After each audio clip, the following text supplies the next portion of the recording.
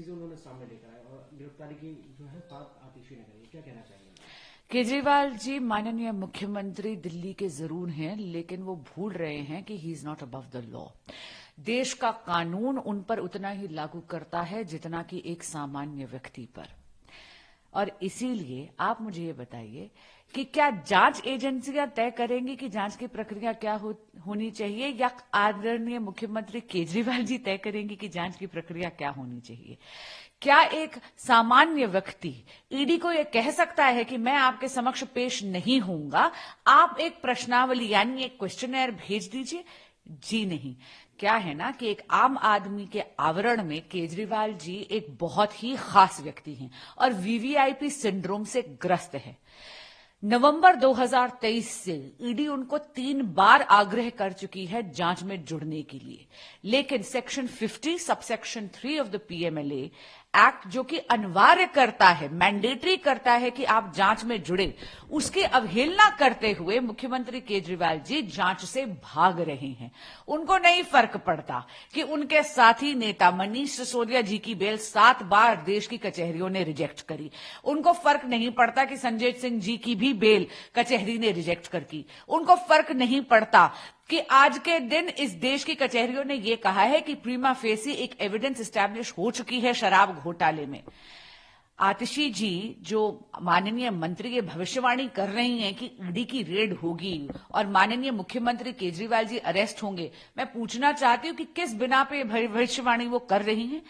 ED की red गोपनीय होती है। जांच एजेंसी आएगी या नहीं आएगी, आएगी तो कब आएगी, ये केवल और केवल ईडी जानती है। लेकिन आम आदमी पार्टी एक ऐसा माहौल बनाना चाहती है। बहुत विनम्रता से कहूंगी कि आदरणीय मुख्यमंत्री केजरीवाल जी एक स्वांग रचना चाहते हैं जहां पे वे माहौल बनाना चाहते हैं कि वो अरेस्ट होंगे। आप ये देखिए, इसको कहते हैं चोरी और फिर सीनाजोरी। एक तरफ तो वो सेक्शन 50 सबसेक्शन 3 की अवहेलना करते हुए, उल्लंघन करते हुए जांच में नहीं जुड़ेंगे, उसकी दूसरी तरफ वो एक ऐसा माहौल बना देंगे जहां पर जांच एजेंसियां विवश हो जाएं। वो चाहते हैं कि ईडी उनके घर पर आए, वो चाहते हैं कि नॉन अवेलेबल वारंट्स उनके खिलाफ हो और इशू हो, ताकि वो आकर एक पूरा त्राहिमाम करके एक विक्टिम कार्ड प्ले कर सके। 24 नवंबर 2012 को आदरणीय मुख्यमंत्री केजरीवाल जी ने सोशल मीडिया पे एक ट्वीट करा था। उन्होंने कहा था कि वो बहुत शर्मसार महसूस करते हैं जब एक राजनेता जिसको बार बार समन दिया जाए ईडी से और वो जाके जांच में ना जुड़े। मैं पूछना चाहती हूं मुख्यमंत्री केजरीवाल जी से, क्या बात ये नसीहत केवल दूसरे राजनेताओं के लिए है, उन पर लागू नहीं होती? आम आदमी पार्टी एक ऐसी पार्टी है जो एंटी करप्शन प्लैंक पे देश की जनता ने चुनी थी।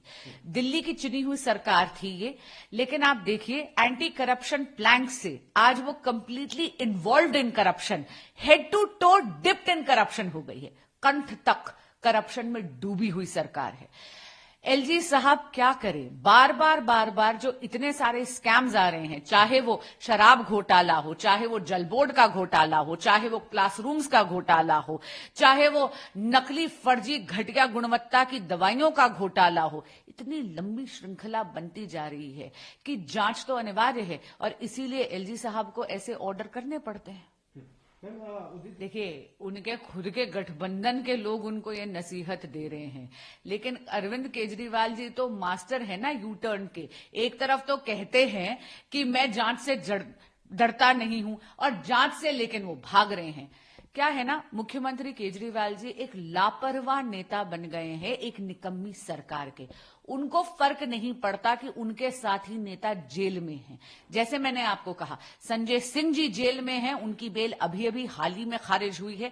13 दिसंबर 2023 को मनीष सिसोदिया जी की रिव्यू पिटीशन सर्वोच्च न्यायालय यानी honourable supreme court of India ने खारिज करी है। 7 बार मनीष सिसोदिया जी की बेल खारिज हो चुकी है। लेकिन अरविंद केजरीवाल जी जब तक वो बाहर हैं, सुरक्षित हैं, उनको बिल्कुल नहीं फर्क पड़ता कि उनके साथी लीडर्स आम आदमी पार्टी के जेल में हैं। जो हलफनामा देते हैं, एफिडेविट देते हैं सुप्रीम कोर्ट ऑफ इंडिया में और कहते हैं कि भगवान राम काल्पनिक थे, इनको मैं क्या समझाऊं? इंडिया सेक्युलर है क्योंकि भारत एक हिंदू राष्ट्र है। हमारी संस्कृति है एक समन्वय की संस्कृति है, सबको साथ लेने की संस्कृति है, टॉलरेंट संस्कृति है। पर विपक्ष जो केवल स्वार्थ पे जिनका गठबंधन बना है, किसी विचारधारा पर गठबंधन नहीं बना है, ये वो लोग हैं जो कभी महिलाओं पे इतनी अभद्र टिप्पणियां करते हैं, कभी आदरणीय उपराष्ट्रपति जी की बेइज्जती कर देते हैं, कभी हमारे यशस्वी प्रधानमंत्री जी की बेइज्जती करते हैं, कभी इतनी अभद्र टिप्पणियां सनातन धर्म में करते हैं। इनके संस्कार खोखले हैं। ये क्या जानते हैं कि भारत की आत्मा क्या है? ये क्या जानते हैं? ये नहीं जानते कि राम भारत की आत्मा है। ये नहीं जानते कि राम सुशासन का आश्वासन है। तो इसलिए इस प्रकार की अभद्र टिप्पणियां ये करते रहते हैं। मैं जानती हूं कि भारत की जनता बहुत समझदार है और इसीलिए भाजपा को पूर्ण बहुमत देकर, भाजपा को चुनकर हमारे यशस्वी प्रधानमंत्री श्री नरेंद्र मोदी को तीसरी बार भारत का प्रधानमंत्री भारत की जनता 2024 के चुनाव में जरूर चुनेगी। जी न्यूज।